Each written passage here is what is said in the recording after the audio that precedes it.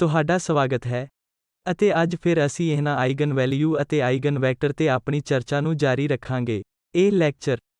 Number 50 ਹੈ ਅਤੇ ਅਸੀਂ ਸਿਸਟਮ ਆਫ ਲੀਨੀਅਰ ਇਕੁਏਸ਼ਨਸ ਨੂੰ ਹੱਲ ਕਰਨ ਦੇ ਲਈ ਮੁੱਖ ਤੌਰ ਤੇ ਡਾਇਗੋਨਲਾਈਜੇਸ਼ਨ ਅਤੇ ਉਸ ਦੀਆਂ ਐਪਲੀਕੇਸ਼ਨਾਂ ਤੇ ਧਿਆਨ ਕੇਂਦਰਿਤ ਕਰਾਂਗੇ ਤਾਂ ਜੋ ਮੈਟ੍ਰਿਸਿਸ ਦੀ ਪਾਵਰ ਵੀ ਪ੍ਰਾਪਤ ਹੋ ਸਕੇ। ਤਾਂ ਮੈਟ੍ਰਿਕਸ ਦੀ ਡਾਇਗੋਨਲਾਈਜੇਸ਼ਨ ਕੀ ਹੈ ਅਸੀਂ ਇੱਥੇ ਹੁਣੇ ਚਰਚਾ ਕਰਾਂਗੇ। ਤਾਂ ਇੱਕ ਸਕੁਏਅਰ ਮੈਟ੍ਰਿਕਸ A ਨੂੰ ਡਾਇਗੋਨਲਾਈਜ਼ੇਬਲ ਕਿਹਾ ਜਾਂਦਾ ਹੈ ਜੇਕਰ ਇੱਕ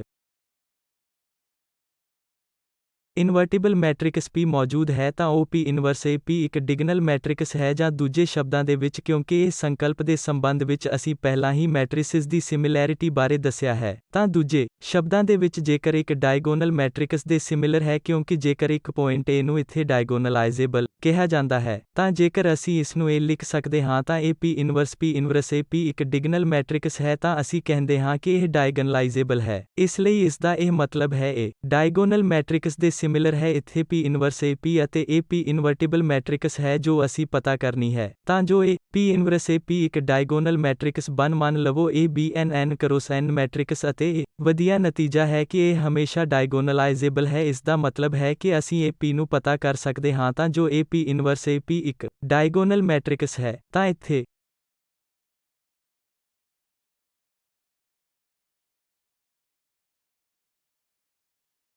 ਨਤੀਜਾ ਡਾਇਗੋਨਲਾਈਜ਼ੇਬਲ ਹੈ ਜੇਕਰ A ਦੇ ਲੀਨੀਅਰਲੀ ਇੰਡੀਪੈਂਡੈਂਟ ਹੀ ਵੇਕਟਰ ਹਨ ਤਾਂ ਜੋ ਇੱਕ ਵਧੀਆ ਨਤੀਜਾ ਮਿਲੇ ਇੱਥੇ ਅਸੀਂ ਇਸ ਨਾਲ ਕੁਝ ਨਹੀਂ ਕਰਨਾ ਹੈ ਆਈਗਨ ਵੈਲਿਊ ਦੇ ਸੰਬੰਧ ਵਿੱਚ ਅਸਲ ਵਿੱਚ ਅਸੀਂ ਆਈਗਨ ਵੈਕਟਰ ਖੋਜਣੇ ਹੁੰਦੇ ਹਨ ਤਾਂ ਇਸ ਲਈ ਜੇਕਰ ਸਾਨੂੰ ਲੀਨੀਅਰਲੀ ਇੰਡੀਪੈਂਡੈਂਟ ਹੀ ਵੇਕਟਰ ਮਿਲਦੇ ਹਨ ਤਾਂ ਇਹਨੂੰ ਡਿਗਨਲਾਈਜ਼ ਕੀਤਾ ਜਾ ਸਕਦਾ ਹੈ ਅਤੇ ਜੇਕਰ ਸਾਨੂੰ ਇਹ n ਲੀਨੀਅਰਲੀ ਇੰਡੀਪੈਂਡੈਂਟ ਆਈਗਨ ਵੇਕਟਰ ਨਹੀਂ ਮਿਲਦੇ ਤਾਂ ਇਹ ਡਾਇਗੋਨਲਾਈਜ਼ੇਬਲ ਨਹੀਂ ਹੈ ਤਾਂ ਇਹ ਲੈਕਚਰ ਦਾ ਮੁੱਖ ਨਤੀਜਾ ਹੈ। ਫਿਰ ਤੋਂ ਅਸੀਂ ਫਾਰਮਲ ਪ੍ਰੂਫ ਨੂੰ ਨਹੀਂ ਦੇਖਾਂਗੇ ਪਰ ਅਸੀਂ ਕੁਝ ਪੈਸਿਆਂ ਦੇ ਉਦਾਹਰਨਾਂ ਦੇ ਨਾਲ ਦੇਖਾਂਗੇ ਕਿ ਇਹ ਕਿਵੇਂ ਕੰਮ ਕਰਦਾ ਹੈ ਅਤੇ ਇਸ ਨਤੀਜੇ ਦਾ ਹੋਰ ਕਾਰਨ ਹੈ ਜੇਕਰ n A n cross n matrix ਹੈ ਤਾਂ ਇੱਥੇ A ਅਤੇ ਇਸ ਦੇ ਡਿਸਟਿੰਕਟ ਆਈਗਨ ਵੈਲਿਊ ਹਨ ਤਾਂ ਵੀ ਡਾਇਗੋਨਲਾਈਜ਼ੇਬਲ ਹੈ ਅਤੇ ਕਾਰਨ ਸਾਫ਼ ਹੈ ਕਿਉਂਕਿ ਜੇਕਰ ਸਾਡੇ ਕੋਲ ਡਿਸਟਿੰਕਟ ਆਈਗਨ ਵੈਲਿਊ ਹਨ ਤਾਂ ਸਾਨੂੰ n ਲੀਨੀਅਰਲੀ ਇੰਡੀਪੈਂਡੈਂਟ ਆਈਗਨ ਵੈਕਟਰ ਮਿਲਣਗੇ ਜੋ ਕਿ ਨਤੀਜਾ ਹਨ ਜੋ ਅਸੀਂ ਪਿਛਲੇ ਲੈਕਚਰ ਦੇ ਵਿੱਚ ਦੇਖ ਲਿਆ ਹੈ ਕਿ ਵਿਲੱਖਣ ਆਈਗਨ ਵੈਲਿਊ ਦੇ ਅਨੁਸਾਰ ਹੀ ਸਾਡੇ ਕੋਲ ਲੀਨੀਅਰਲੀ ਇੰਡੀਪੈਂਡੈਂਟ ਆਈਗਨ ਵੇਕਟਰ ਹਨ ਤਾਂ ਸਮੇਂ ਦੇ ਨਾਲ ਇਹ ਦੂਜਾ ਨਤੀਜਾ ਇੱਥੇ ਪਿਛਲੇ ਵਾਲੇ ਵਾਂਗ ਹੈ ਕਿ ਇਹ ਡਾਇਗੋਨਲਾਈਜ਼ੇਬਲ ਹੈ ਜੇਕਰ ਅਤੇ ਜੇਕਰ ਇਸ ਦੇ ਲੀਨੀਅਰਲੀ ਇੰਡੀਪੈਂਡੈਂਟ ਵੇਕਟਰ ਹਨ ਤਾਂ ਇੱਥੇ ਇੱਕ ਚੀਜ਼ ਨੂੰ ਨੋਟ ਕਰੋ ਕਿ ਇਹ ਮੈਟ੍ਰਿਕਸ P ਜੋ A ਨੂੰ ਡਾਇਗਨਲਾਈਜ਼ ਕਰਦੀ ਹੈ ਉਸ ਨੂੰ A ਦੀ ਮਾਡਲ ਮੈਟ੍ਰਿਕਸ ਕਿਹਾ ਜਾਂਦਾ ਹੈ ਅਤੇ ਜਿਸ ਦੇ ਕਾਲਮ ਮੇਰਾ ਮਤਲਬ ਹੈ ਪੁਆਇੰਟ ਕੀਸ ਨੂੰ ਕਿਵੇਂ ਪਤਾ ਕਰਨਾ ਹੈ ਮੈਟ੍ਰਿਕਸ P ਨੂੰ। ਇਸ ਲਈ ਇੱਥੇ ਮਾਡਲ ਮੈਟ੍ਰਿਕਸ P ਦੇ ਕਲਮ ਹਨ ਜੋ ਕੁਝ ਨਹੀਂ ਬਲਕਿ ਇਹਨਾਂ ਵੱਖ-ਵੱਖ ਆਈਗਨ ਵੈਲਿਊ ਦੇ ਅਨੁਸਾਰੀ ਆਈਗਨ ਵੇਕਟਰ ਹਨ ਤਾਂ ਜੇਕਰ ਸਾਡੇ ਕੋਲ n ਲੀਨੀਅਰਲੀ ਇੰਡੀਪੈਂਡੈਂਟ ਆਈਗਨ ਵੇਕਟਰ ਹਨ ਤਾਂ ਅਸੀਂ ਇਸ ਮੈਟ੍ਰਿਕਸ ਦੇ ਵਿੱਚ ਉਹਨਾਂ ਨੂੰ ਪਲੇਸ ਕਰਾਂਗੇ ਕਾਲਮ ਦੇ ਵਾਂਗ ਅਤੇ ਇਹ ਸਾਡੀ ਮੈਟ੍ਰਿਕਸ P ਹੈ ਅਤੇ ਜਦੋਂ ਅਸੀਂ ਇਸ P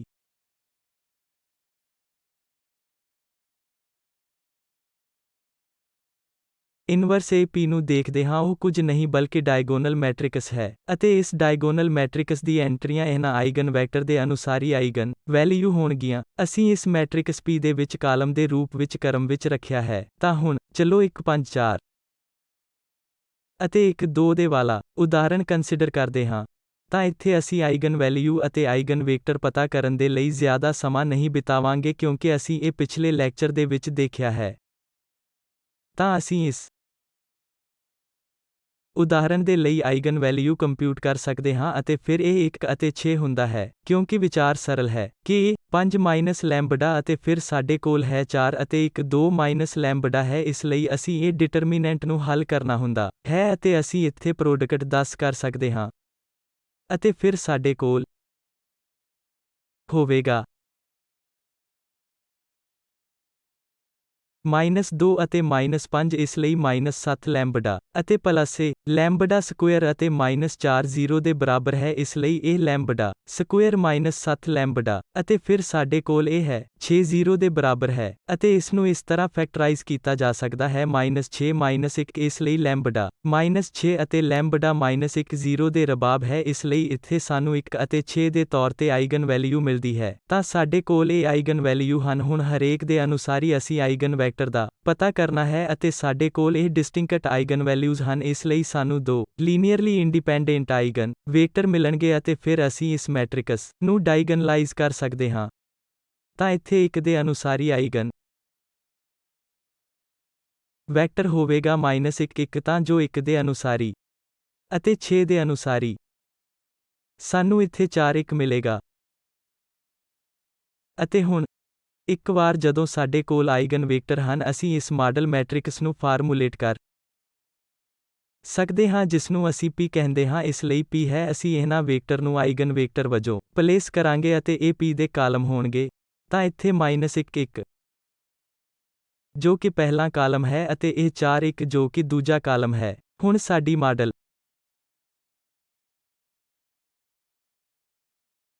ਮੈਟ੍ਰਿਕਸ ਤਿਆਰ ਹੈ ਅਤੇ ਹੁਣ ਅਸੀਂ ਵੈਰੀਫਾਈ ਕਰ ਸਕਦੇ ਹਾਂ ਕਿ ਕਿਵੇਂ AP ਇਨਵਰਸ AP ਇਸ ਤਰ੍ਹਾਂ ਹਨ ਇਸ ਲਈ ਅਸੀਂ AP ਇਨਵਰਸ ਨੂੰ ਪਤਾ ਕਰਨਾ ਹੈ ਇਸ ਦੇ ਨਾਲ ਹੀ ਇਹ ਇਨਵਰਸ ਹੈ ਇਸ ਲਈ 2/2 ਮੈਟ੍ਰਿਕਸ ਦੇ ਲਈ ਇਹ ਸਰਲ ਹੈ ਇਸ ਲਈ ਇੱਥੇ ਇਸ ਨੂੰ ਡਿਟਰਮੀਨੈਂਟ ਦੇ ਨਾਲ ਡਿਵਾਈਡ ਕੀਤਾ ਹੈ ਅਤੇ ਫਿਰ ਸਾਨੂੰ ਸਾਈਨ ਬਦਲਣ ਦੀ ਲੋੜ ਹੈ ਅਤੇ ਇਸ ਨੂੰ ਦੁਬਾਰਾ ਮਾਈਨਸ ਸਾਈਨ ਦੇ ਨਾਲ ਨਿਰਧਾਰਿਤ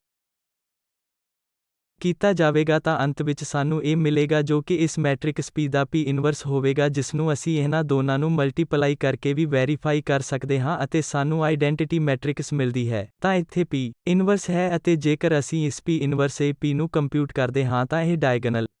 ਦੇ ਵਿੱਚ 1 6 ਹੋਵੇਗਾ ਅਤੇ ਇਹ ਇੱਕ ਡਾਇਗੋਨਲ ਮੈਟ੍ਰਿਕਸ ਹੈ ਅਤੇ ਇਹ ਉਚਿਤ ਤੌਰ ਤੇ ਉਹ ਪੁਆਇੰਟ ਹੈ ਇੱਥੇ ਇਸ ਲਈ ਆਪਣੀ ਮਾਡਲ ਮੈਟ੍ਰਿਕਸ ਦੇ ਵਿੱਚ ਇਸ ਨੂੰ ਰੱਖਿਆ ਹੈ ਇਹ ਵੈਕਟਰ -1 1 ਪਹਿਲੇ ਕਾਲਮ ਦੇ ਵਿੱਚ ਅਤੇ ਇਹ ਆਈਗਨ ਵੈਲਿਊ ਦੇ ਅਨੁਸਾਰੀ ਸੀ ਅਤੇ ਉਸ ਕਾਰਨ ਦੇ ਲਈ ਇੱਥੇ ਪਹਿਲੀ ਆਈਗਨ ਵੈਲਿਊ ਆ ਰਹੀ ਹੈ ਅਤੇ ਦੂਜੇ ਕੇਸ ਦੇ ਵਿੱਚ ਅਸੀਂ ਦੂਜਾ ਕਾਲਮ ਰੱਖਿਆ ਹੈ ਜੋ ਕਿ ਇੱਥੇ 6 ਦੇ ਅਨੁਸਾਰੀ ਹੈ ਅਤੇ ਇਸ ਲਈ ਡਾਇਗੋਨਲ ਦੇ ਵਿੱਚ ਦੂਜਾ ਐਲੀਮੈਂਟ ਇੱਥੇ 6 ਹੈ ਇਸ ਲਈ ਇਹ ਆਰਡਰ ਜੇਕਰ ਉਦਾਹਰਨ ਦੇ ਲਈ ਅਸੀਂ ਬਦਲਦੇ ਹਾਂ ਤਾਂ ਜੇਕਰ ਅਸੀਂ 4 1 ਅਤੇ -1 ਵਾਂਗ P ਦੇ ਤੌਰ ਤੇ ਬਦਲਦੇ ਹਾਂ ਜੇਕਰ ਅਸੀਂ ਇਹ P ਲੈਂਦੇ ਹਾਂ ਜੇਕਰ ਅਸੀਂ ਮਾਡਲ ਮੈਟ੍ਰਿਕਸ ਲੈਂਦੇ ਹਾਂ ਫਿਰ ਇੱਥੇ P ਇਨਵਰਸ AP ਹੈ ਜਦੋਂ ਅਸੀਂ ਇਸ ਨੂੰ ਕੰਪਿਊਟ ਕਰਦੇ ਹਾਂ ਤਾਂ ਇਹ 6 0 ਅਤੇ 0 1 ਹੋਵੇਗਾ ਕਿਉਂਕਿ ਇੱਥੇ ਇਹ 6 ਦੇ ਅਨੁਸਾਰੀ ਹੈ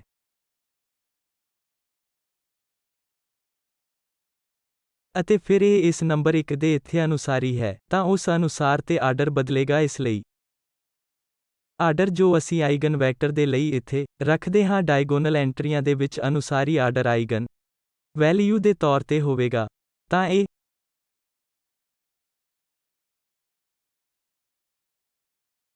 ਮਹੱਤਵਪੂਰਨ ਦੂਜਾ ਪੁਆਇੰਟ ਹੈ ਜਿਸ ਨੂੰ ਦੱਸਣ ਦੀ ਲੋੜ ਹੈ ਕਿ ਇਹ ਯੂਨੀਕ ਆਈਗਨ ਵੈਕਟਰ ਨਹੀਂ ਹੈ ਉਦਾਹਰਨ ਦੇ ਲਈ ਅਸੀਂ ਕਿਸੇ ਵੀ ਨੰਬਰ ਦੇ ਨਾਲ ਇਸ -1 1 ਨੂੰ ਮਲਟੀਪਲਾਈ ਕਰ ਸਕਦੇ ਹਾਂ ਇਹ ਵੀ ਇੱਥੇ ਆਈਗਨ ਵੈਕਟਰ ਹੋਵੇਗਾ ਇਹ 4 1 ਅਸੀਂ ਕਿਸੇ ਵੀ ਸਕੇਲਰ ਦੇ ਨਾਲ ਮਲਟੀਪਲਾਈ ਕਰ ਸਕਦੇ ਹਾਂ ਇਹ ਵੀ ਆਈਗਨ ਵੈਕਟਰ ਹੋਵੇਗਾ ਕਿਉਂਕਿ ਆਈਗਨ ਵੈਕਟਰ ਯੂਨੀਕ ਨਹੀਂ ਹੁੰਦੇ ਹਨ ਅਤੇ ਅਜਿਹਾ ਕਰਕੇ ਕੋਈ ਮੁਸ਼ਕਿਲ ਨਹੀਂ ਹੈ ਅਸੀਂ ਕੋਈ ਵੀ ਵੈਕਟਰ ਇੱਥੇ ਰੱਖ ਸਕਦੇ ਹਾਂ ਨਾ ਕੇਵਲ -1 ਅਤੇ 1 ਅਸੀਂ ਰੱਖ ਸਕਦੇ ਹਾਂ ਉਦਾਹਰਨ ਦੇ ਲਈ -2 ਅਤੇ 2 ਇੱਥੇ ਪਹਿਲੇ ਕਾਲਮ ਦੇ ਵਿੱਚ ਅਤੇ ਦੂਜੇ ਕਾਲਮ ਦੇ ਵਿੱਚ ਅਸੀਂ ਉਦਾਹਰਨ ਦੇ ਲਈ ਰੱਖ ਸਕਦੇ ਹਾਂ ਅਸੀਂ ਇੱਥੇ 2 ਦੇ ਨਾਲ ਮਲਟੀਪਲਾਈ ਕਰਾਂਗੇ ਇਸ ਲਈ 8 ਅਤੇ 2 ਅਸੀਂ ਇਸ ਤਰ੍ਹਾਂ 8 ਅਤੇ 2 ਨੂੰ ਦੂਜੇ ਕਾਲਮ ਦੇ ਵਿੱਚ ਰੱਖ ਸਕਦੇ ਹਾਂ ਇਸ ਲਈ ਇਹ ਮੈਟਰ ਨਹੀਂ ਕਰਦਾ ਇਸ P ਇਨਵਰਸ ਦੁਆਰਾ ਇਸ ਦਾ ਧਿਆਨ ਰੱਖਿਆ ਜਾਵੇਗਾ ਅਤੇ ਫਿਰ ਵੀ ਇਹ ਪ੍ਰੋਡਕਟ ਸਾਨੂੰ ਸਮਾਨ ਡਾਇਗੋਨਲ ਮੈਟ੍ਰਿਕਸ 1 0 0 6 ਦੇਵੇਗਾ ਤਾਂ ਇੱਥੇ ਮਟੀਰੀਅਲ ਹੈ ਕਿ ਭਾਵੇਂ ਅਸੀਂ ਇਹਨਾਂ ਸਕੇਲਰ ਨੂੰ ਆਈਗਨ ਵੈਕਟਰ ਦੇ ਨਾਲ ਮਲਟੀਪਲਾਈ ਕਰੇ ਹਾਂ ਇਹ ਫਰਕ ਨਹੀਂ ਪੈਂਦਾ ਕਿ ਇਸ P ਇਨਵਰਸ AP ਨਾਲ ਸਮਾਨ ਆਈਗਨ ਮਿਲੇਗਾ ਸਮਾਨ ਡਾਇਗੋਨਲ ਮੈਟ੍ਰਿਕਸ ਜਿਸ ਦੀ ਐਂਟਰੀਆਂ 1 ਅਤੇ 6 ਹੈ ਜਿਹੜੀ ਚੀਜ਼ ਮੈਟਰ ਕਰਦੀ ਹੈ ਉਹ ਆਰਡਰ ਹੈ ਇੱਥੇ ਅਸੀਂ ਇਹ ਆਈਗਨ ਵੈਕਟਰ ਰੱਖਦੇ ਹਾਂ ਇਸ ਲਈ ਆਰਡਰ ਅਸੀਂ ਇੱਥੇ ਰੱਖਦੇ ਹਾਂ ਕਿਉਂਕਿ ਇਹਨਾਂ ਸਮਾਨ ਆਰਡਰ ਦੇ ਵਿੱਚ ਆਈਗਨ ਵੈਕਟਰ ਦੇ ਇਹ ਕਾਲਮ ਇਹ ਆਈਗਨ ਵੈਲਿਊ ਦਿਖਾਈ ਦੇਣਗੀਆਂ ਇਸ ਲਈ ਇੱਥੇ 3 ਬਾਈ 3 ਮੈਟ੍ਰਿਕਸ ਦਾ ਹੋਰ ਉਦਾਹਰਣ ਹੈ 6-2 2 ਅਤੇ ਫਿਰ ਸਾਡੇ ਕੋਲ -2 3 ਅਤੇ -1 2 -1 3 ਹੈ। ਇਸ ਲਈ ਇਸ ਮੈਟ੍ਰਿਕਸ ਦੇ ਲਈ ਇਸ ਦੇ ਨਾਲ ਹੀ ਜੇਕਰ ਅਸੀਂ ਦੇਖਣਾ ਚਾਹੁੰਦੇ ਹਾਂ ਕਿ ਇਸ ਨੂੰ ਡਾਇਗੋਨਲਾਈਜ਼ ਕੀਤਾ ਜਾ ਸਕਦਾ ਹੈ ਜਾਂ ਨਹੀਂ ਅਤੇ ਡਾਇਗੋਨਲ ਮੈਟ੍ਰਿਕਸ ਕੀ ਹੋਵੇਗੀ, ਮਾਡਲ ਮੈਟ੍ਰਿਕਸ ਕੀ ਹੋਵੇਗੀ, ਇਸ ਲਈ ਉਸ ਦੇ ਵਾਸਤੇ ਸਾਨੂੰ ਆਈਗਨ ਵੈਲਿਊ ਨੂੰ ਕੰਪਿਊਟ ਕਰਨ ਦੀ ਲੋੜ ਹੈ। ਤਾਂ ਇਸ ਮੈਟ੍ਰਿਕਸ ਦੇ ਲਈ ਆਈਗਨ ਵੈਲਿਊ 2 2 ਅਤੇ 8 ਹੋਵੇਗੀ। ਇਸ ਲਈ ਦੁਬਾਰਾ ਹਰੇਕ ਆਈਗਨ ਵੈਲਿਊ ਦੇ ਲਈ ਸਾਨੂੰ ਇਹ ਮਾਡਲ ਮੈਟ੍ਰਿਕਸ P ਬਣਾਉਣ ਦੇ ਲਈ ਆਈਗਨ ਵੈਕਟਰ ਕੰਪਿਊਟ ਕਰਨ ਦੀ ਲੋੜ ਹੈ ਅਤੇ ਇਹਨਾਂ ਆਈਗਨ ਵੈਲਿਊ ਦੇ ਅਨੁਸਾਰੀ ਇਹ 2 2 ਦੁਹਰਾਇਆ ਗਿਆ 1 ਇਸ ਲਈ ਇੱਥੇ 2 ਦੀ ਅਲਜੇਬਰਿਕ ਮਲਟੀਪਲਿਸਿਟੀ 2 ਹੈ ਅਤੇ ਹੁਣ ਅਸੀਂ ਅਨੁਸਾਰੀ ਆਈਗਨ ਵੈਕਟਰ ਨੂੰ ਕੰਪਿਊਟ ਕਰਦੇ ਹਾਂ। ਇਸ ਲਈ ਇੱਥੇ ਇਹ 2 2 ਅਤੇ -2 ਹੈ। ਇਸ ਲਈ ਉਹ ਮੈਟ੍ਰਿਕਸ ਹੋਵੇਗੀ ਜੋ ਅਸੀਂ ਸਿਸਟਮ ਆਫ ਲੀਨੀਅਰ ਇਕੁਏਸ਼ਨਸ ਦੇ ਤਹਿਤ ਹੱਲ ਕਰਨਾ ਚਾਹੁੰਦੇ ਹਾਂ। ਤਾਂ ਅਜਿਹਾ ਕਰਕੇ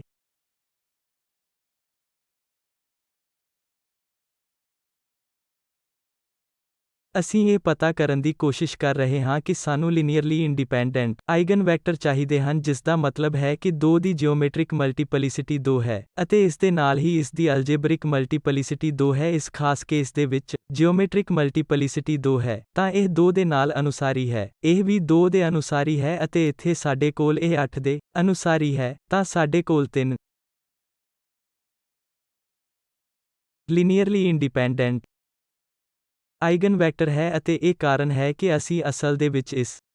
ਮੈਟ੍ਰਿਕ ਨੂੰ ਡਾਇਗਨਲਾਈਜ਼ ਕਰ ਸਕਦੇ ਹਾਂ ਕਿਉਂਕਿ ਸਾਨੂੰ 3 ਮੈਟ੍ਰਿਸਿਸ ਚਾਹੀਦੀਆਂ ਹਨ। ਯਾਦ ਰੱਖੋ ਇਹ ਮਾਡਲ P ਨੂੰ ਯਾਦ ਰੱਖਣ ਦੇ ਲਈ ਹੈ। ਇੱਥੇ ਮਾਡਲ ਮੈਟ੍ਰਿਕਸ P ਦਾ ਸਮਾਨ A ਦੇ ਤੌਰ ਤੇ ਆਰਡਰ ਹੋਵੇਗਾ ਤਾਂ ਸਾਨੂੰ 3 ਕਾਲਮ ਚਾਹੀਦੇ ਹਨ ਤਾਂ ਜੋ ਮੈਟ੍ਰਿਕਸ P ਨੂੰ ਭਰਿਆ ਜਾ ਸਕੇ। ਜੇਕਰ ਸਾਡੇ ਕੋਲ 3 ਲੀਨੀਅਰਲੀ ਇੰਡੀਪੈਂਡੈਂਟ ਵੈਕਟਰ ਹਨ ਅਸੀਂ P ਨੂੰ ਬਣਾ ਸਕਦੇ ਹਨ, ਨਹੀਂ ਤਾਂ ਉਦਾਹਰਣ ਦੇ ਤੌਰ ਤੇ 2 ਦੇ ਅਨੁਸਾਰੀ। ਜੇਕਰ ਇਹ ਹੁੰਦਾ ਹੈ ਕਿ ਸਾਡੇ ਕੋਲ ਇੱਕੋ ਆਈਗਨ ਵੈਕਟਰ ਹੈ ਤਾਂ ਅਸੀਂ ਇਸ P ਨੂੰ ਨਹੀਂ ਬਣਾ ਸਕਦੇ। ਦੂਜੇ ਸ਼ਬਦਾਂ ਦੇ ਵਿੱਚ ਮੈਟ੍ਰਿਕਸ A ਡਾਇਗੋਨਲਾਈਜ਼ੇਬਲ ਨਹੀਂ ਹੈ। ਉਸ ਕੇਸ ਦੇ ਵਿੱਚ ਇੱਥੇ ਮੈਟ੍ਰਿਕਸ A ਡਾਇਗੋਨਲਾਈਜ਼ੇਬਲ ਹੈ ਕਿਉਂਕਿ ਸਾਨੂੰ 3 ਲੀਨੀਅਰਲੀ ਇੰਡੀਪੈਂਡੈਂਟ ਆਈਗਨ ਵੈਕਟਰ ਮਿਲਦੇ ਹਨ ਅਤੇ ਮਾਡਲ ਮੈਟ੍ਰਿਕਸ P ਅਸੀਂ ਇਸ ਨੂੰ ਇੱਥੇ ਰੱਖਾਂਗੇ A 1 2 0 0 2 ਪਹਿਲੇ 2 ਕਾਲਮ ਅਤੇ 8 ਦੇ ਅਨੁਸਾਰੀ। ਸਾਡੇ ਕੋਲ ਤੀਜੇ ਕਾਲਮ ਦੇ ਰੂਪ ਵਿੱਚ ਇਹ 2 1 ਹੈ, ਇਸ ਲਈ ਇਹ 2 ਦੇ ਅਨੁਸਾਰੀ ਹੈ, ਇਹ ਵੀ 2 ਦੇ ਅਨੁਸਾਰੀ ਹੈ ਅਤੇ ਇਹ 1 ਦੇ ਅਨੁਸਾਰੀ ਹੈ। ਤੀਜਾ ਕਾਲਮ ਇਸ ਲਈ ਸਾਡਾ ਆਰਡਰ 1 ਰਹੇਗਾ ਅਤੇ ਇਹ matrix P inverse A P the diagonal entries ਹੋਣਗੀਆਂ। ਤਾਂ ਜੇਕਰ ਅਸੀਂ ਇਹ P ਇਨਵਰਸ A P ਨੂੰ ਹੁਣ ਕੰਪਿਊਟ ਕਰਦੇ ਹਾਂ ਤਾਂ ਅਸੀਂ ਇਹ P ਇਨਵਰਸ ਨੂੰ ਪਤਾ ਕਰਨਾ ਹੈ ਅਤੇ ਫਿਰ ਇਹ ਪ੍ਰੋਡਕਟ ਅਸੀਂ ਬਣਾਉਣਾ ਹੈ ਅਤੇ ਸਾਨੂੰ 2 2 ਅਤੇ A ਮਿਲੇਗਾ। ਅਸੀਂ ਇੱਥੇ ਆਰਡਰ ਰੱਖਿਆ ਹੈ ਇਹ ਆਈਗਨ ਵੈਕਟਰ ਤਾਂ ਸਾਨੂੰ ਇੱਥੇ ਡਾਇਗੋਨਲ ਐਂਟਰੀਆਂ ਮਿਲਦੀਆਂ ਹਨ ਜੋ ਕਿ ਇੱਥੇ ਬਿਲਕੁਲ ਸਮਾਨ ਹਨ। ਇੱਥੇ 2 2 8 ਤਾਂ ਜੋ ਇੱਥੇ ਡਾਇਗੋਨਲ ਮੈਟ੍ਰਿਕਸ ਜੋ ਕਿ ਮੈਟ੍ਰਿਕਸ A ਦੇ ਸਿਮਿਲਰ ਹੈ ਅਤੇ ਬਾਅਦ ਵਿੱਚ ਅਸੀਂ ਇਸ ਮੈਟ੍ਰਿਕਸ ਬਾਰੇ ਕੁਝ ਵਧੀਆ ਪ੍ਰਾਪਰਟੀਜ਼ ਦੇਖਾਂਗੇ ਕਿਉਂਕਿ ਉਹਨਾਂ ਵਿੱਚ ਕਈ ਕਾਮਨ ਪ੍ਰਾਪਰਟੀਜ਼ ਹਨ। ਇਹ ਸਿਮਿਲਰ ਮੈਟ੍ਰਿਸਿਸ ਅਤੇ ਕੁਝ ਉਪਯੋਗ ਬਹੁਤ ਮਹੱਤਵਪੂਰਨ ਉਪਯੋਗ ਹਨ। ਇੱਕ ਵਾਰ ਅਸੀਂ ਮੈਟ੍ਰਿਕਸ ਨੂੰ ਡਾਇਗਨਲਾਈਜ਼ ਕਰਦੇ ਹਾਂ ਅਸੀਂ ਉਹਨਾਂ ਦਾ ਇਸਤੇਮਾਲ ਕਈ ਉਪਯੋਗਾਂ ਦੇ ਵਿੱਚ ਕਰ ਸਕਦੇ ਹਾਂ ਤਾਂ ਇਹ ਵੀ ਲੈਕਚਰ ਦੀ ਚਰਚਾ ਦਾ ਟੌਪਿਕ ਹੋਵੇਗਾ। ਤਾਂ ਅੰਤਿਮ ਉਦਾਹਰਣ ਅਸੀਂ ਇੱਕ ਹੋਰ ਲਵਾਂਗੇ ਜਿੱਥੇ ਅਸੀਂ ਦੇਖਦੇ ਹਾਂ ਕਿ ਇਹ ਲੋਅਰ ਟਰਾਇਐਂਗੂਲਰ ਮੈਟ੍ਰਿਕਸ ਹੈ ਜਿਸ ਦੀ ਡਾਇਗੋਨਲ ਦੇ ਵਿੱਚ ਐਂਟਰੀ 2 2 3 ਹੈ ਅਤੇ ਫਿਰ ਸਾਡੇ ਕੋਲ ਆਪ ਡਾਇਗੋਨਲ ਟੈਸਟ ਦੇ ਵਿੱਚ 4 ਹੈ, ਬਾਕੀ ਸਭ 0 ਹੈ। ਤਾਂ ਇਸ ਮਾਮਲੇ ਦੇ ਵਿੱਚ ਜੇਕਰ ਅਸੀਂ ਆਈਗਨ ਵੈਲਿਊ ਦਾ ਕੰਪਿਊਟ ਕਰਦੇ ਹਾਂ ਅਸੀਂ ਜਾਣਦੇ ਹਾਂ ਕਿ ਟਰਾਇਐਂਗੂਲਰ ਮੈਟ੍ਰਿਸਿਸ ਦੇ ਲਈ ਇਹ 2 2 3 ਹੈ, ਇਸ ਲਈ ਆਈਗਨ ਵੈਲਿਊ 2 2 ਅਤੇ 3 ਹੋਵੇਗੀ ਅਤੇ ਅਸੀਂ ਫਿਰ ਤੋਂ ਆਈਗਨ ਵੈਕਟਰ ਪਤਾ ਕਰਨੇ ਹਨ ਜੋ ਕਿ 2 ਦੇ ਅਨੁਸਾਰੀ ਹਨ ਅਤੇ ਇਹ 3 ਦੇ ਵੀ ਅਨੁਸਾਰੀ ਹਨ। ਇਸ ਮਾਮਲੇ ਦੇ ਵਿੱਚ ਕੀ ਹੁੰਦਾ ਹੈ ਕਿ 2 ਦੀ ਅਲਜੇਬਰਿਕ ਮਲਟੀਪਲਿਸਿਟੀ 2 ਹੈ ਅਤੇ ਇਸ ਨਾਲ ਇਹ ਹੁੰਦਾ ਹੈ ਕਿ ਇਸ 2 ਦੀ ਜਿਓਮੈਟ੍ਰਿਕ ਮਲਟੀਪਲਿਸਿਟੀ 1 ਹੈ ਅਤੇ ਇਹ ਉਹ ਪੁਆਇੰਟ ਹੈ ਜਿੱਥੇ ਅਸਲ ਦੇ ਵਿੱਚ ਅਸੀਂ ਸਿਸਟਮ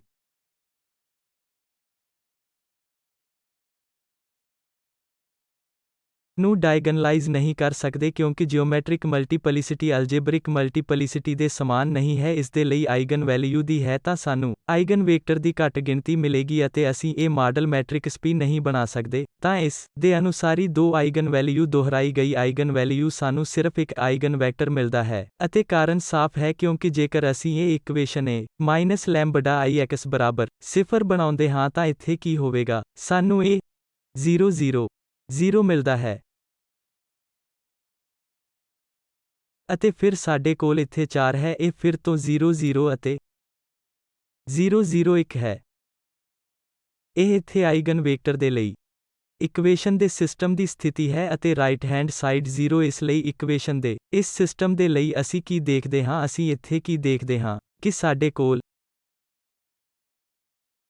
ਇੱਥੇ ਦੋ ਪਿਵਟ ਐਲੀਮੈਂਟ ਹਨ 4 ਅਤੇ ਇੱਥੇ ਇਹ ਵੀ ਇਹ ਪਿਵਟ ਐਲੀਮੈਂਟ ਹਨ ਅਤੇ ਫਰੀ ਵੇਰੀਏਬਲ ਸਾਡੇ ਕੋਲ ਕੇਵਲ ਇੱਕ ਹੈ ਜੋ ਕਿ x2 ਹੈ। ਤਾਂ x2 ਫਰੀ ਵੇਰੀਏਬਲ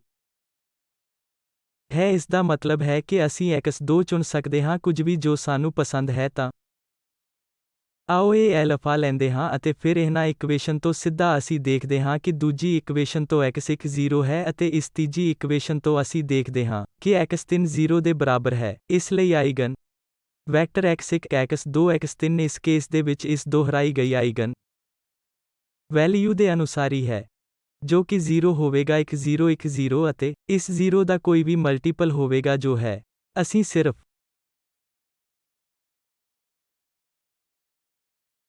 ਐਲਫਾ 1 ਲਿਆ ਹੈ ਤਾਂ ਇੱਥੇ ਇਹ ਇੱਕ ਆਈਗਨ ਵੈਕਟਰ ਹੈ ਅਤੇ ਫਿਰ 3 ਦੇ ਅਨੁਸਾਰੀ ਅਸੀਂ ਆਈਗਨ ਵੈਕਟਰ ਨੂੰ ਕੰਪਿਊਟ ਕਰਨਾ ਹੈ ਅਤੇ ਇਹ ਪ੍ਰਕਿਰਤਿਕ ਤੌਰ ਤੇ ਕੇਵਲ ਇੱਕ ਆਵੇਗਾ ਤਾਂ ਸਾਡੇ ਕੋਲ ਹੈ 2 1 ਅਤੇ 1 ਇਸ ਲਈ ਇਹਨਾਂ ਦੋ ਵੈਕਟਰ ਦੇ ਨਾਲ ਕਿਉਂਕਿ ਸਾਨੂੰ 3 ਵੈਕਟਰ ਚਾਹੀਦੇ ਹਨ ਤਾਂ ਜੋ ਇਸ ਮਾਡਲ ਮੈਟ੍ਰਿਕਸ P ਦੀ ਪੋਜੀਸ਼ਨ ਨੂੰ ਭਰ ਸਕੀਏ ਤਾਂ ਅਸੀਂ ਇਸ ਮਾਮਲੇ ਦੇ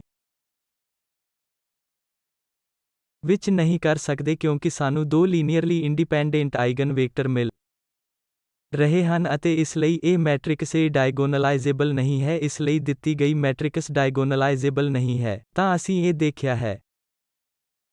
ਕਿ ਅਸੀਂ ਹਰ ਮੈਟ੍ਰਿਕਸ ਨੂੰ ਡਾਇਗਨਲਾਈਜ਼ ਨਹੀਂ ਕਰ ਸਕਦੇ ਹਾਂ, ਅਸੀਂ ਕੇਵਲ ਉਹਨਾਂ ਮੈਟ੍ਰਿਸਿਜ਼ ਨੂੰ ਡਾਇਗਨਲਾਈਜ਼ ਕਰ ਸਕਦੇ ਹਾਂ ਜਦੋਂ ਆਈਗਨ ਵੈਕਟਰ ਇਹਨਾਂ ਆਈਗਨ ਵੈਕਟਰ ਦੇ ਸੈੱਟ ਦਾ ਪੂਰਾ ਮਤਲਬ ਹੈ। ਜੇਕਰ ਇਹ n ਬਾਈ n ਮੈਟ੍ਰਿਕਸ ਹੈ ਤਾਂ ਜੇਕਰ ਸਾਨੂੰ ਲੀਨੀਅਰਲੀ ਇੰਡੀਪੈਂਡੈਂਟ ਆਈਗਨ ਵੈਕਟਰ ਮਿਲਦੇ ਹਨ ਤਾਂ ਅਸੀਂ ਮੈਟ੍ਰਿਕਸ ਨੂੰ ਡਾਇਗਨਲਾਈਜ਼ ਕਰ ਸਕਦੇ ਹਾਂ, ਨਹੀਂ ਤਾਂ ਅਸੀਂ ਮੈਟ੍ਰਿਕਸ ਨੂੰ ਡਾਇਗਨਲਾਈਜ਼ ਨਹੀਂ ਕਰ ਸਕਦੇ। ਹੁਣ ਡਾਇਗੋਨਲਾਈਜ਼ੇਸ਼ਨ ਦੇ ਐਪਲੀਕੇਸ਼ਨ ਦੇਖਦੇ ਹਾਂ। ਪਹਿਲੀ ਐਪਲੀਕੇਸ਼ਨ ਤੇ ਅਸੀਂ ਕੰਸੀਡਰ ਕਰਾਂਗੇ ਜੋ ਅਸੀਂ ਇੱਕ ਮੈਟ੍ਰਿਸਿਜ਼ ਦੀ ਪਾਵਰ ਨੂੰ ਆਸਾਨੀ ਦੇ ਨਾਲ ਕੰਪਿਊਟ ਕਰ ਸਕਦੇ ਹਾਂ। ਅਸੀਂ ਮੈਟ੍ਰਿਕਸ ਨੂੰ ਡਾਇਗਨਲਾਈਜ਼ ਕਰ ਸਕਦੇ ਹਾਂ। ਇਸ ਲਈ ਇੱਥੇ ਆਈਗਨ ਵੈਲਿਊ ਅਤੇ ਆਈਗਨ ਵੈਕਟਰ ਦੇ ਵਿੱਚ ਕਨੈਕਸ਼ਨ ਕੀ ਹੈ ਉਹ ਅਸੀਂ ਹੁਣ ਦੇਖਾਂਗੇ। ਇਸ ਲਈ ਇਹ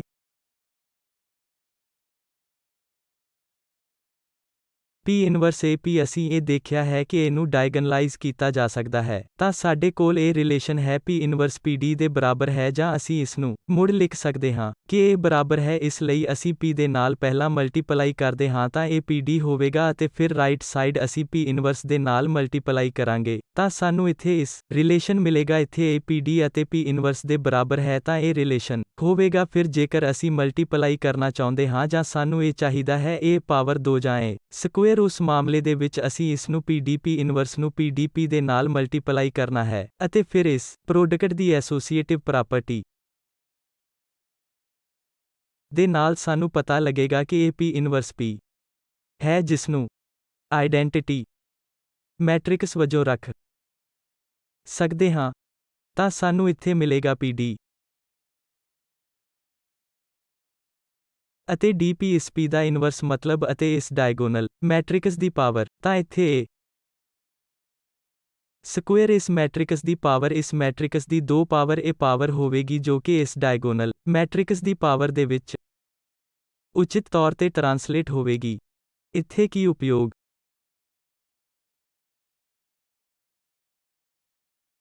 ਹੈ ਇਹ ਡਾਇਗੋਨਲ ਮੈਟ੍ਰਿਸਿਜ਼ ਅਸੀਂ ਆਸਾਨੀ ਦੇ ਨਾਲ ਪਾਵਰ ਪ੍ਰਾਪਤ ਕਰ ਸਕਦੇ ਹਾਂ ਕਿਉਂਕਿ ਪਾਵਰ ਸਿੱਧਾ ਡਾਇਗੋਨਲ ਐਂਟਰੀ ਤੇ ਜਾਵੇਗੀ। ਇਸ ਲਈ ਅਸੀਂ ਅਸਲ ਦੇ ਵਿੱਚ ਇੱਥੇ ਇਸ ਪਾਵਰ ਦੇ ਲਈ ਇਹਨਾਂ ਮੈਟ੍ਰਿਸ D ਨੂੰ ਮਲਟੀਪਲਾਈ ਨਹੀਂ ਕਰਨਾ ਹੈ ਪਰ ਕੇਵਲ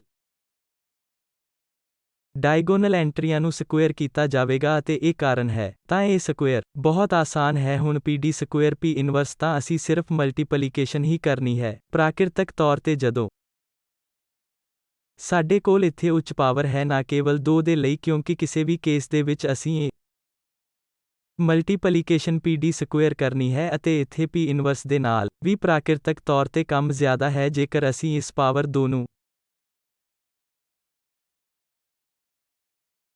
ਖੋਜਣਾ ਚਾਹੁੰਦੇ ਹਾਂ ਲੇਕਿਨ ਉਦਾਹਰਨ ਦੇ ਲਈ ਜੇਕਰ ਅਸੀਂ ਪਾਵਰ 1000 ਖੋਜਣੀ ਹੈ ਤਾਂ ਨਿਸ਼ਚਿਤ ਤੌਰ ਤੇ ਇਹ ਬਹੁਤ ਉਪਯੋਗੀ ਹੋਵੇਗੀ ਕਿਉਂਕਿ d ਪਾਵਰ ਉੱਚ ਪਾਵਰ ਨੂੰ ਕੰਪਿਊਟ ਕਰਨਾ ਆਸਾਨ ਹੋਵੇਗਾ ਇਸ ਲਈ ਕਿਉਂਕਿ ਇਹ ਸਕੁਏਅਰ ਕਮਿੰਗ d ਸਕੁਏਅਰ ਹੈ ਅਸੀਂ ਉਦਾਹਰਨ ਦੇ ਲਈ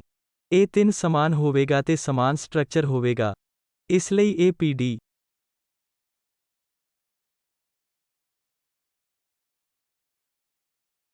ਸਕੁਏਅਰ P ਇਨਵਰਸ ਕੇ ਇਹ ਸਕੁਏਅਰ ਦੇ ਲਈ ਹੈ ਅਤੇ ਫਿਰ ਦੁਬਾਰਾ ਇਹ ਦੇ ਨਾਲ ਮਲਟੀਪਲਾਈ ਕੀਤਾ ਜਾਂਦਾ ਹੈ ਅਤੇ ਇਹ P ਇਨਵਰਸ P ਦੁਬਾਰਾ ਤੋਂ ਆਈਡੈਂਟਿਟੀ ਮੈਟ੍ਰਿਕਸ ਬਣੇਗੀ ਅਤੇ ਸਾਡੇ ਕੋਲ PD ਕਿਉਂ P ਇਨਵਰਸ ਹੋਵੇਗਾ ਤਾਂ ਇੱਥੇ ਕੀ ਪੁਆਇੰਟ ਹੈ ਕਿ ਅਸੀਂ ਕੈਲਕੂਲੇਸ਼ਨ ਦੇਖ ਸਕਦੇ ਹਾਂ ਕਿ ਇਹ ਪਾਵਰ n ਹੋਵੇਗਾ d ਪਾਵਰ n ਇੱਥੇ ਅਤੇ ਇਹ PD power n P inverse ਇਸ ਲਈ ਇਹ ਕੰਟੀਨਿਊ ਕਰੇਗਾ ਇਹ ਪਾਵਰ ਇੱਥੇ ਟਰਾਂਸਲੇਟ ਹੋਣ ਤੇ ਇਸ ਮੈਟ੍ਰਿਕਸ T ਦੇ ਸੰਬੰਧ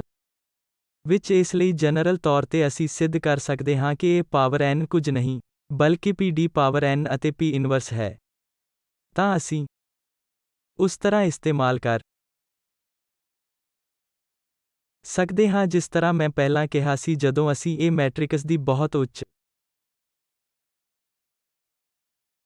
ਪਾਵਰ ਨੂੰ ਕੰਪਿਊਟ ਕਰਨਾ ਚਾਹੁੰਦੇ ਹਾਂ ਇੱਥੇ ਇੱਕ ਵੱਡੀ ਸੰਖਿਆ n ਇਹ ਬਹੁਤ ਉਪਯੋਗੀ ਹੈ ਕਿਉਂਕਿ d ਪਾਵਰ n ਕੰਪਿਊਟੇਸ਼ਨ ਬਹੁਤ ਸਰਲ ਹੈ ਕਿਉਂਕਿ ਜੇਕਰ ਅਸੀਂ 2 ਡਾਇਗੋਨਲ ਮੈਟ੍ਰਿਕਸ ਲੈਂਦੇ ਹਾਂ ਉਦਾਹਰਨ ਦੇ ਲਈ ਇਹ ਇੱਥੇ ਅਤੇ ਅਸੀਂ ਇਸ ਨੂੰ ਸਮਾਨ ਦੇ ਨਾਲ ਮਲਟੀਪਲਾਈ ਕਰਨਾ ਚਾਹੁੰਦੇ ਹਾਂ ਤਾਂ ਹੁਣ ਕੀ ਹੋਵੇਗਾ ਜੇਕਰ ਅਸੀਂ ਇਸ ਨੂੰ ਮਲਟੀਪਲਾਈ ਕਰਦੇ ਹਾਂ ਤਾਂ ਇਹ ਸਕੁਏਅਰ ਮਿਲਦਾ ਹੈ ਅਤੇ ਫਿਰ ਇਹ ਪ੍ਰੋਡਕਟ 0 ਹੋਵੇਗਾ ਇੱਥੇ ਵੀ ਇਹ 0 ਹੋਵੇਗਾ ਅਤੇ b ਸਕੁਏਅਰ ਆਵੇਗਾ ਇਸ ਲਈ ਇਹ ਹੁੰਦਾ ਹੈ ਕਿ ਜਦੋਂ ਅਸੀਂ ਡਾਇਗੋਨਲ ਮੈਟ੍ਰਿਕਸ ਦਾ ਪ੍ਰੋਡਕਟ ਕਰਦੇ ਹਾਂ ਬਸ ਇਹ ਪਾਵਰ ਡਾਇਗੋਨਲ ਐਂਟਰੀ ਤੱਕ ਜਾਵੇਗੀ ਇਸ ਲਈ ਅਸੀਂ ਇਹ ਮਲਟੀਪਲੀਕੇਸ਼ਨ ਨਹੀਂ ਕਰਨੀ ਹੈ ਕਿਉਂਕਿ ਮੈਟ੍ਰਿਕਸ ਮਲਟੀਪਲੀਕੇਸ਼ਨ ਆਮ ਤੌਰ ਤੇ ਜਦੋਂ ਸਾਡੇ ਕੋਲ ਪਾਵਰ n ਹੈ ਇਸ ਲਈ ਉਦਾਹਰਨ ਦੇ ਲਈ ਸਾਡੇ ਕੋਲ ਇੱਕ 0 b ਹੈ ਅਤੇ ਅਸੀਂ ਇਹ ਪਾਵਰ n ਪਤਾ ਕਰਨਾ ਚਾਹੁੰਦੇ ਹਾਂ ਤਾਂ ਹੈ ਕੁਝ ਨਹੀਂ ਬਲਕਿ ਇਹ ਪਾਵਰ n 0 ਅਤੇ b ਪਾਵਰ n ਹੋਵੇਗਾ ਤਾਂ ਇਹ ਪੁਆਇੰਟ ਹੈ ਤਾਂ ਇਹ ਰਿਲੇਸ਼ਨ ਹੈ ਕਿ ਪਾਵਰ n ਕੁਝ ਨਹੀਂ ਬਲਕਿ d ਪਾਵਰ n ਹੈ ਇਸ ਲਈ ਇਸ ਨੂੰ ਕੰਪਿਊਟ ਕਰਨਾ ਬਹੁਤ ਸਰਲ ਹੈ ਅਤੇ ਫਿਰ ਅੰਤ ਵਿੱਚ ਅਸੀਂ ਇਹ ਪ੍ਰੋਡਕਟ ਨੂੰ P ਅਤੇ P ਇਨਵਰਸ ਨੂੰ ਬਣਾਉਣਾ ਹੈ ਤਾਂ ਇਹ ਕੇਵਲ ਇੱਥੇ ਇਸ ਮੈਟ੍ਰਿਕਸ ਮਲਟੀਪਲੀਕੇਸ਼ਨ ਦੇ ਲਈ ਕੰਪਿਊਟੇਸ਼ਨ ਲੋਡ ਹੈ ਪਰ d ਪਾਵਰ n ਦੇ ਲਈ ਕੇਵਲ ਇਸ ਲੀਨੀਅਰ ਰਿਲੇਸ਼ਨ ਇੱਥੇ ਇਸ ਲਈ ਇਹ ਡਾਇਗੋਨਲ ਐਂਟਰੀਆਂ ਪਾਵਰਡ ਹੋਣਗੀਆਂ ਅਤੇ ਹੋਰ ਕੁਝ ਨਹੀਂ ਤਾਂ ਆਓ ਇੱਕ ਉਦਾਹਰਨ ਦੇਖਦੇ ਹਾਂ ਜਿਸ ਦੇ ਅਨੁਸਾਰ ਇਹ ਪਾਵਰ 5 ਪਤਾ ਕਰੋ ਜੋ ਕਿ 1 4 ਅਤੇ ਅੱਧ 0 ਦੇ ਬਰਾਬਰ ਹੈ ਇਸ ਲਈ ਅਜਿਹਾ ਕਰਨ ਦੇ ਲਈ ਅਸੀਂ ਆਈਗਨ ਵੈਲਿਊ ਨੂੰ ਪਤਾ ਕਰਨਾ ਹੈ ਅਤੇ ਆਈਗਨ ਵੈਕਟਰ ਵੀ ਕਿਉਂਕਿ ਸਾਨੂੰ P ਚਾਹੀਦਾ ਹੈ ਅਤੇ ਸਾਨੂੰ ਡਾਇਗੋਨਲ ਮੈਟ੍ਰਿਕਸ ਚਾਹੀਦਾ ਹੈ ਤਾਂ ਇਸ ਮਾਮਲੇ ਦੇ ਵਿੱਚ ਆਈਗਨ ਵੈਲਿਊ -1 ਅਤੇ 2 ਹੋਣਗੀਆਂ ਅਤੇ ਫਿਰ ਅਸੀਂ -1 ਦੇ ਅਨੁਸਾਰੀ ਆਈਗਨ ਵੈਕਟਰ ਨੂੰ ਕੰਪਿਊਟ ਕਰਾਂਗੇ ਇਹ 2 1 ਹੈ ਅਤੇ 2 ਦੇ ਅਨੁਸਾਰੀ ਇਹ 4 1 ਹੋਵੇਗਾ ਤਾਂ ਜਦੋਂ ਇਹ ਹੁੰਦਾ ਹੈ ਅਸੀਂ ਇਸ P ਤੋਂ ਮਾਡਲ ਮੈਟ੍ਰਿਕਸ P ਤੋਂ ਇਸ ਲਈ ਇੱਥੇ ਇਹਨਾਂ ਆਈਗਨ ਵੈਕਟਰ ਨੂੰ ਰੱਖ ਸਕਦੇ ਹਾਂ ਇੱਥੇ ਕਾਲਮ ਦੇ ਰੂਪ ਵਿੱਚ ਇਸ ਲਈ ਪਹਿਲੇ ਕਾਲਮ ਦੇ ਵਿੱਚ ਸਾਡੇ ਕੋਲ 2 -1 ਹੈ ਅਤੇ ਦੂਜਾ ਕਾਲਮ ਸਾਡੇ ਕੋਲ 4 1 ਹੈ ਇਸ ਲਈ ਹੁਣ ਸਾਡੇ ਕੋਲ ਮਾਡਲ ਮੈਟ੍ਰਿਕਸ ਹੈ ਅਤੇ ਇਸ P ਇਨਵਰਸ ਨੂੰ ਫਿਰ ਤੋਂ ਆਸਾਨੀ ਦੇ ਨਾਲ ਕੰਪਿਊਟ ਕਰ ਸਕਦੇ ਹਾਂ ਅਤੇ ਫਿਰ ਇਹ ਪਾਵਰ P ਸਾਡੀ ਪਿਛਲੀ ਸਲਾਈਡ ਤੇ ਅਨੁਸਾਰ ਹੋਵੇਗਾ ਤਾਂ ਸਾਡੇ ਕੋਲ ਇਹ P ਅਤੇ D ਪਾਵਰ P ਅਤੇ P ਇਨਵਰਸ ਹੈ ਇਸ ਲਈ ਸਾਡੇ ਕੋਲ ਡਾਇਗੋਨਲ ਮੈਟ੍ਰਿਕਸ ਦੀ ਇਹ ਪਾਵਰ ਹੈ ਅਤੇ ਅਸੀਂ ਫਿਰ P ਅਤੇ P ਇਨਵਰਸ ਨੂੰ ਮਲਟੀਪਲਾਈ ਕਰਨਾ ਹੁੰਦਾ ਹੈ ਤਾਂ ਇਸ ਨੂੰ ਦੇਖਦੇ ਹੋਏ ਇਸ ਲਈ ਸਾਡੇ ਕੋਲ P ਇਨਵਰਸ ਹੈ ਅਤੇ ਫਿਰ ਇਹ D ਇਸ ਤਰ੍ਹਾਂ ਸੀ ਕਿ D ਕੀ ਹੋਵੇਗਾ ਸਾਡੇ ਕੋਲ ਆਈਗਨ ਵੈਲਿਊ -1 ਅਤੇ 1 ਹੈ ਇਸ ਲਈ D ਸਰਲ ਤੌਰ ਤੇ ਬਣ ਜਾਵੇਗਾ ਅਸੀਂ ਇਹ ਆਈਗਨ ਵੈਲਿਊਜ਼ ਨੂੰ ਆਰਡਰ ਦੇ ਵਿੱਚ ਰੱਖਣਾ ਹੈ ਅਸੀਂ ਇਹਨਾਂ ਆਈਗਨ ਵੈਕਟਰ ਨੂੰ P ਦੇ ਵਿੱਚ ਰੱਖਣਾ ਹੈ ਇਹ 2 -1 ਦੇ ਅਨੁਸਾਰੀ ਹੈ ਦੂਜਾ 2 ਦੇ ਅਨੁਸਾਰੀ ਸੀ ਤਾਂ ਇਸ ਲਈ ਇਹ ਆਰਡਰ ਇੱਥੇ ਆਈਗਨ ਵੈਲਿਊ ਦੇ ਵਿੱਚ ਕਾਇਮ ਹੋਵੇਗਾ ਤਾਂ ਇੱਥੇ ਇਹ D ਮੈਟ੍ਰਿਕਸ ਹੈ। ਇਸ ਲਈ D ਪਾਵਰ 5 ਕੇਵਲ -1 ਪਾਵਰ 5 ਹੈ ਅਤੇ ਇਹ 2 ਪਾਵਰ 5 ਜੋ ਇੱਥੇ ਹੈ, ਤਾਂ ਅਸੀਂ ਅਸਲ ਦੇ ਵਿੱਚ ਇੱਕ ਉੱਚ ਪਾਵਰ ਨੂੰ ਕੰਪਿਊਟ ਕਰ ਸਕਦੇ ਹਾਂ। ਇਸ ਦੇ ਨਾਲ ਹੀ ਕੰਪਿਊਟੇਸ਼ਨਲ ਲੋਡ ਸਮਾਨ ਰਹੇਗਾ। ਅਸੀਂ ਸਿਰਫ ਇਹ ਹੀ ਕਰਨਾ ਹੈ, ਡਾਇਗੋਨਲ ਐਂਟਰੀਆਂ ਦੀ ਇੱਥੇ ਪਾਵਰ ਅਤੇ ਬਾਅਦ ਵਿੱਚ ਕਿਸੇ ਵੀ ਮਾਮਲੇ ਦੇ ਵਿੱਚ ਇਸ ਨੂੰ ਸਿਰਫ P ਨਾਲ ਅਤੇ P ਇਨਵਰਸ ਦੇ ਨਾਲ ਮਲਟੀਪਲਾਈ ਕਰੋ। ਤਾਂ ਇਹ ਆਸਾਨ ਹੈ ਤਾਂ ਜੋ ਮੈਟ੍ਰਿਕਸ ਦੀ ਕੋਈ ਪਾਵਰ ਦੇ ਰਿਲੇਸ਼ਨ ਨੂੰ ਪਤਾ ਕਰ ਸਕੀਏ। ਇਸ ਲਈ ਇੱਥੇ ਇਹ ਪਾਵਰ 5 ਜਦੋਂ ਅਸੀਂ ਇਹ ਮਲਟੀਪਲੀਕੇਸ਼ਨ ਕਰਦੇ ਹਾਂ ਜੋ ਕਿ 2144 ਅਤੇ ਇਹ 5.5 ਅਤੇ ਇਹ 10, ਇਸ ਲਈ ਇਹ ਪਾਵਰ 5 ਹੈ। ਪਰ ਇਸ ਦਾ ਆਯਾਮ ਤੌਰ ਤੇ ਇਸਤੇਮਾਲ ਹੁੰਦਾ ਹੈ ਜਦੋਂ ਅਸੀਂ ਇਸ ਮੈਟ੍ਰਿਕਸ A ਦੀ ਉੱਚ ਪਾਵਰ ਨੂੰ ਕੰਪਿਊਟ ਕਰਨਾ ਹੁੰਦਾ ਹੈ ਤਾਂ ਇਹ ਮੈਟ੍ਰਿਸਿਸ A ਦੇ ਪ੍ਰੋਡਕਟ ਦੀ ਤੁਲਨਾ ਦੇ ਵਿੱਚ ਕੰਪਿਊਟੇਸ਼ਨ ਲਈ ਬਹੁਤ ਕੁਸ਼ਲ ਹੈ। ਤਾਂ ਇੱਥੇ ਇੱਕ ਐਪਲੀਕੇਸ਼ਨ ਹੈ ਜਿੱਥੇ ਅਸੀਂ ਇਹ ਆਈਗਨ ਵੈਲਿਊ, ਆਈਗਨ ਵੇਕਟਰ ਜਾਂ ਮੈਟ੍ਰਿਕਸ ਦੇ ਖਾਸ ਤੌਰ ਤੇ ਡਾਇਗੋਨਲਾਈਜੇਸ਼ਨ ਦੇ ਵਿਚਾਰ ਦਾ ਇਸਤੇਮਾਲ ਕਰਦੇ ਹਾਂ। ਹੁਣ ਅਗਲੀ ਐਪਲੀਕੇਸ਼ਨ ਦੀ ਗੱਲ ਕਰਦੇ ਹਾਂ ਜੋ ਕਿ ਡਿਫਰੈਂਸ਼ੀਅਲ ਇਕੁਏਸ਼ਨਸ ਦੁਆਰਾ ਲੀਨੀਅਰ ਡਿਫਰੈਂਸ਼ੀਅਲ ਇਕੁਏਸ਼ਨ ਦੇ ਸਿਸਟਮ ਦਾ ਸੋਲਿਊਸ਼ਨ ਹੈ। ਇਹ ਅਗਲੇ ਲੈਕਚਰਾਂ ਦਾ ਟੌਪਿਕ ਹੋਵੇਗਾ, ਪਰ ਇੱਥੇ ਅਸੀਂ ਦੱਸਣ ਲੱਗੇ ਹਾਂ ਡਾਇਗੋਨਲਾਈਜੇਸ਼ਨ ਦਾ ਵਿਚਾਰ ਜਾਂ ਇਸ ਦੀ ਐਪਲੀਕੇਸ਼ਨ ਅਸੀਂ ਬਹੁਤ ਸਰਲ ਉਦਾਹਰਣ ਵੀ ਕਰਾਂਗੇ। ਤਾਂ ਇੱਥੇ ਅਸੀਂ ਲੀਨੀਅਰ ਡਿਫਰੈਂਸ਼ੀਅਲ ਇਕੁਏਸ਼ਨ ਕੰਸੀਡਰ ਕਰਦੇ ਹਾਂ ਤਾਂ ਇੱਥੇ ਇੱਕ ਸਿਸਟਮ ਹੈ। ਸਿਸਟਮ ਦਾ ਮਤਲਬ ਹੈ ਸਾਡੇ ਕੋਲ ਇੱਕ ਤੋਂ ਵੱਧ ਡਿਫਰੈਂਸ਼ੀਅਲ ਇਕੁਏਸ਼ਨਸ ਹਨ ਅਤੇ ਉਹਨਾਂ ਦੇ ਵੇਰੀਏਬਲ ਕਪਲ ਹਨ। ਤਾਂ ਇੱਥੇ ਸਾਡੇ ਕੋਲ ਹੈ, ਇਹ ਲੈਫਟ ਹੈਂਡ ਸਾਈਡ ਹੈ। ਉਦਾਹਰਣ ਦੇ ਲਈ ਇਹ ਡੈਰੀਵੇਟਿਵ ਟਰਮ ਹੈ ਤਾਂ ਇਸ ਦਾ ਮਤਲਬ ਹੈ ਕਿ ਸਾਡੇ ਕੋਲ dx ਇੱਕ dt ਹੈ ਅਤੇ ਮੰਨ ਲਵੋ ਸਾਡੇ ਕੋਲ ਦੋ ਇਕੁਏਸ਼ਨ ਹਨ, ਇਸ ਲਈ dx 2 ਓਵਰ dt ਅਤੇ ਫਿਰ ਰਾਈਟ ਹੈਂਡ ਸਾਈਡ ਕੋਈ ਮੈਟ੍ਰਿਕਸ ਇੱਥੇ ਦਿੱਤੀ ਗਈ ਹੈ। ਇਸ ਲਈ ਇਹ 1 1 1 2 a 2 1 a 2 2 ਅਤੇ ਫਿਰ ਵੇਰੀਏਬਲ ਇੱਥੇ x1 ਅਤੇ x2 ਹੈ। ਤਾਂ ਸਾਡੇ ਕੋਲ ਦੋ ਅਗਿਆਤ ਹਨ। ਉਦਾਹਰਣ ਦੇ ਲਈ ਇਸ ਸਿਸਟਮ ਦੇ ਵਿੱਚ x1 ਅਤੇ x2 ਅਤੇ ਇਸ ਸਿਸਟਮ ਦੇ ਤੌਰ ਤੇ ਕਿਉਂਕਿ ਇਸ ਸਿਸਟਮ ਦੀ ਪਹਿਲੀ ਇਕੁਏਸ਼ਨ dx1 ਓਵਰ dt ਦੇ ਵਿੱਚ x1 ਅਤੇ x2 ਹੈ, ਇਸ ਲਈ ਇਹ 1 1 x1 ਪਲੱਸ a1 2 x2 ਅਤੇ ਦੂਜੀ ਇਕੁਏਸ਼ਨ ਇੱਥੇ dx 2 ਓਵਰ dt ਇਹ 1 1 a 2 1 x1 ਹੈ ਅਤੇ ਪਲੱਸ a 2 2 x2 ਹੈ। ਤਾਂ ਸਾਡੇ ਕੋਲ ਬੁਨਿਆਦੀ ਤੌਰ ਤੇ ਦੋ ਇਕੁਏਸ਼ਨ ਹਨ। ਇਹ ਦੋ ਡਿਫਰੈਂਸ਼ੀਅਲ ਇਕੁਏਸ਼ਨਸ ਹਨ। ਸਾਡੇ ਕੋਲ ਆਮ ਡੈਰੀਵੇਟਿਵ ਹੈ, ਇਸ ਲਈ ਇਹ ਆਮ ਡਿਫਰੈਂਸ਼ੀਅਲ ਇਕੁਏਸ਼ਨਸ ਦਾ ਸਿਸਟਮ ਹੈ ਅਤੇ ਇਹ ਕਪਲਡ ਹਨ ਕਿਉਂਕਿ ਇਹ x1 ਅਤੇ x2 ਇਸ ਇਕੁਏਸ਼ਨ 1 ਅਤੇ ਇਕੁਏਸ਼ਨ 2 ਦੇ ਵਿੱਚ ਮੌਜੂਦ ਹਨ। ਤਾਂ ਇਹ ਕਵਰ ਹੋਏ ਫੰਕਸ਼ਨ ਹਨ ਅਤੇ ਇਹਨਾਂ ਨੂੰ ਹੱਲ ਕਰਨਾ ਇੰਨਾ ਆਸਾਨ ਨਹੀਂ ਹੈ, ਪਰ ਇਸ ਡਾਇਗੋਨਲਾਈਜੇਸ਼ਨ ਦੇ ਵਿਚਾਰ ਦੇ ਨਾਲ ਇਹ ਬਹੁਤ ਸਰਲ ਹੁੰਦਾ ਹੈ ਜਿਸ ਤਰ੍ਹਾਂ ਅਸੀਂ ਇੱਥੇ ਦੇਖਾਂਗੇ। ਤਾਂ ਅਸੀਂ ਇਹ ਅਨੁਮਾਨ ਲਗਾਉਣਾ ਹੈ ਕਿ ਇਹ ਮੈਟ੍ਰਿਕਸ A ਡਾਇਗੋਨਲਾਈਜ਼ੇਬਲ ਹੈ। ਇਹ ਕੋਐਫੀਸ਼ੀਐਂਟ ਮੈਟ੍ਰਿਕਸ ਇੱਥੇ ਡਾਇਗੋਨਲਾਈਜ਼ੇਬਲ ਹੈ। ਤਾਂ ਇੱਕ ਵਾਰ ਸਾਨੂੰ ਇਹ ਪਤਾ ਲੱਗ ਜਾਵੇ ਤਾਂ ਸਾਨੂੰ ਇਹ ਰਿਲੇਸ਼ਨ ਪਤਾ ਲੱਗਦਾ ਹੈ ਕਿ D ਬਰਾਬਰ P ਇਨਵਰਸ AP, ਇਸ ਲਈ D ਤਾਂ ਇਹ ਇੱਥੇ ਸਿਸਟਮ ਜਿਸ ਦੀ x ਦੀ ਡੈਰੀਵੇਟਿਵ ਟਰਮ ਹੈ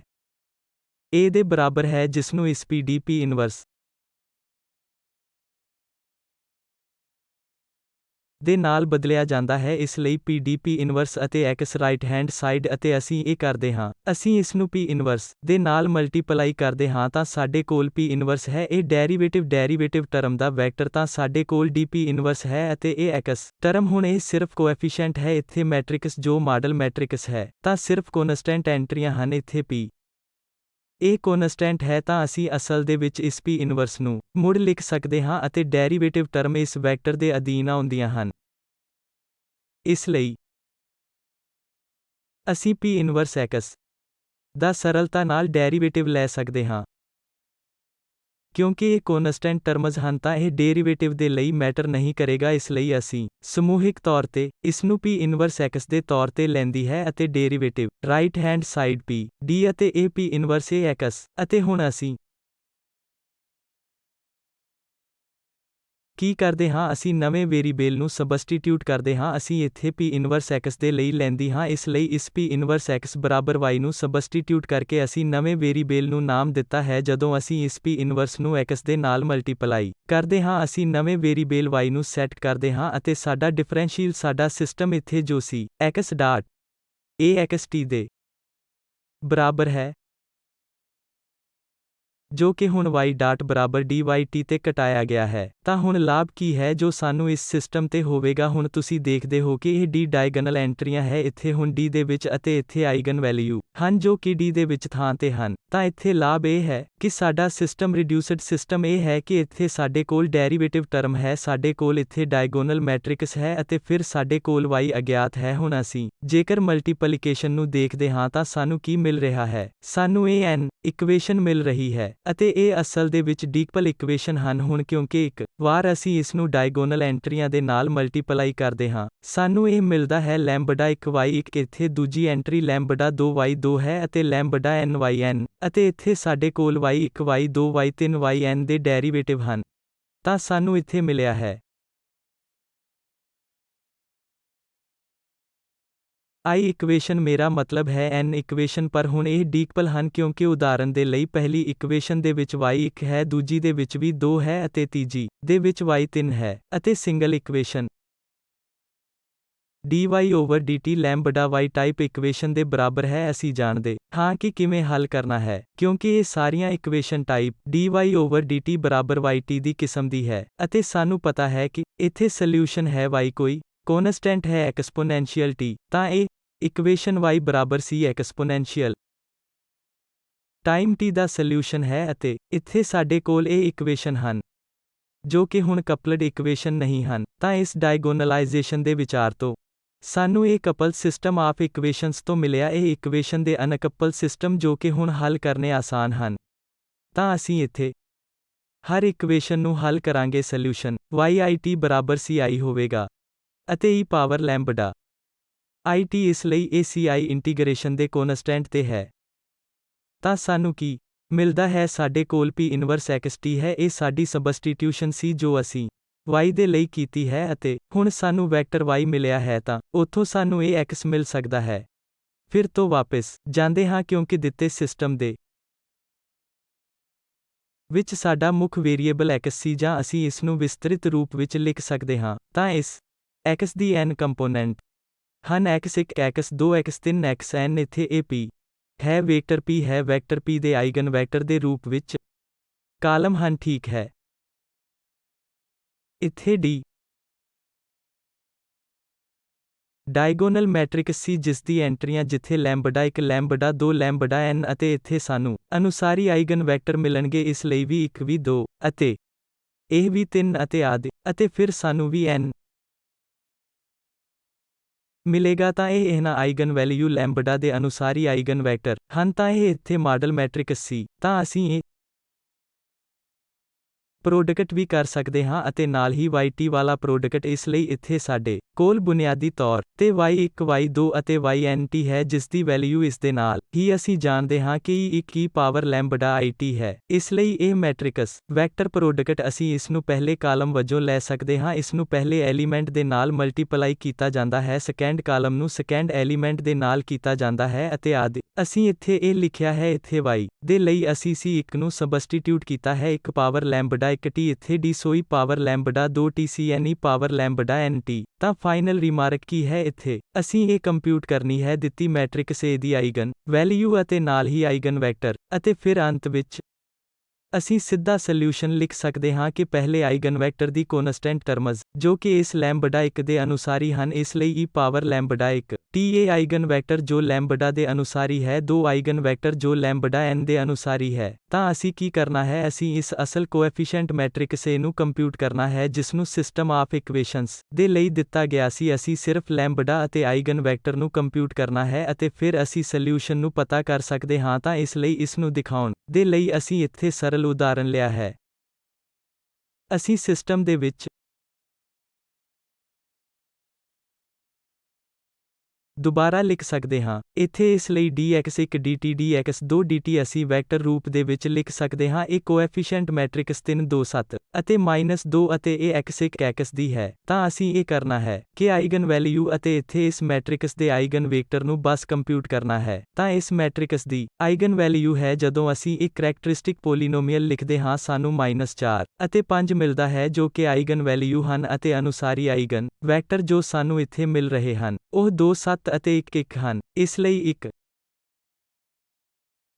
5 ਦੇ ਅਨੁਸਾਰੀ ਹੈ ਅਤੇ -4 ਇਸ 2 ਦੇ ਅਨੁਸਾਰੀ ਹੈ ਅਤੇ -7 ਅਤੇ ਇਸ ਲਈ ਅਸੀਂ ਸਿੱਧਾ ਆਈਗਨ ਵੈਲਿਊ ਆਈਗਨ ਵੈਕਟਰ ਦੇ ਰੂਪ ਵਿੱਚ ਸੋਲਿਊਸ਼ਨ ਲਿਖ ਸਕਦੇ ਹਾਂ। ਸਾਡੇ ਕੋਲ ਕੋਨਸਟੈਂਟ ਟਰਮ ਹੈ। ਅਸੀਂ ਇਹ ਆਈਗਨ ਵੈਕਟਰ ਅਤੇ ਐਕਸਪੋਨੈਂਸ਼ੀਅਲ ਪਾਵਰ ਨੂੰ ਰੱਖਣਾ ਹੈ। ਇਹ ਲੈਂਬਡਾ ਟੀ ਫਿਰ ਦੂਜਾ ਕੋਨਸਟੈਂਟ ਦੂਜਾ ਵੈਕਟਰ ਅਤੇ ਐਕਸਪੋਨੈਂਸ਼ੀਅਲ 5t। ਤਾਂ ਅਸੀਂ ਇਹ ਦੇਖਿਆ ਹੈ ਕਿ ਡਾਇਗੋਨਲਾਈਜੇਸ਼ਨ ਦੀ ਮਦਦ ਦੇ ਨਾਲ ਅਜਿਹੇ ਸਿਸਟਮ ਨੂੰ ਹੱਲ ਕਰਨਾ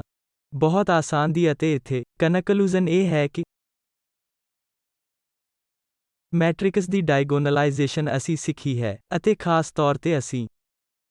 ਇਹਨਾਂ ਦੋ ਐਪਲੀਕੇਸ਼ਨਾਂ ਨੂੰ ਦੇਖਿਆ ਹੈ। ਮੈਟ੍ਰਿਸਿਸ ਦੀ ਪਾਵਰ ਅਸੀਂ ਇਸ ਵਿਚਾਰ ਦੇ ਨਾਲ ਆਸਾਨੀ ਦੇ ਨਾਲ ਪਤਾ ਕਰ ਸਕਦੇ ਹਾਂ ਅਤੇ ਲੀਨੀਅਰ ਡਿਫਰੈਂਸ਼ੀਅਲ ਇਕੁਏਸ਼ਨ ਦੇ ਸਿਸਟਮ ਦਾ ਸੋਲਿਊਸ਼ਨ